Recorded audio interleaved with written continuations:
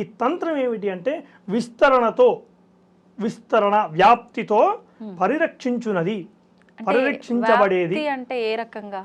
జ్ఞానమును వ్యాప్తింపజేయటం. తన్యతే విస్తార్యతే జ్ఞానం అంటే నలుగురికి చెప్పడం అనుకోవచ్చా ఏదైనా ఉంటే? కాదండి, అది గుప్తమైనటువంటిది. తంత్రము అనేదే లుప్తమైనటువంటిది, చాలా లుప్తమైనటువంటిది. తంత్రంలో మీకు మంత్రము లుప్తమైపోయి తంత్రము ముద్రా విధానమైనటువంటి తంత్రాలు చేస్తూ ఉంటారు. అసలు తంత్రం అంటే ఏమిటంటే, తంత్రం ఏం చెప్తుంది అంటే తన్యతే విస్తార్యతే జ్ఞానం. అయితే ఈ విస్తరణను జ్ఞాన విస్తరణ, ఏ జ్ఞానము? ఆత్మజ్ఞాన విస్తరణ చేస్తూ దాన్ని పరిరక్షించేటువంటి వాడు చేసేదే తంత్రము.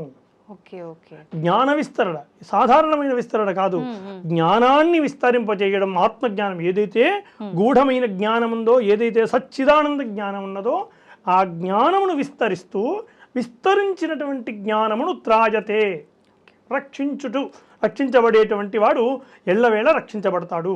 అందుకోసం తనోతి విపులన్నర్థన్ తత్వమంత్ర సమన్వితాన్ త్రాణంచ కురుతే యస్మాత్ తంత్రమిత్యభిధీయతే అంటారు. అంటే తత్వశాస్త్రములు, తత్వజ్ఞానములు ఏదైతే ఉన్నాయో ఆ జ్ఞానమును పరిరక్షిస్తూ, ఆ జ్ఞానమును ఎవరైతే రక్షిస్తారో వాళ్ళు గమ్యాన్ని చేరుకుంటారు.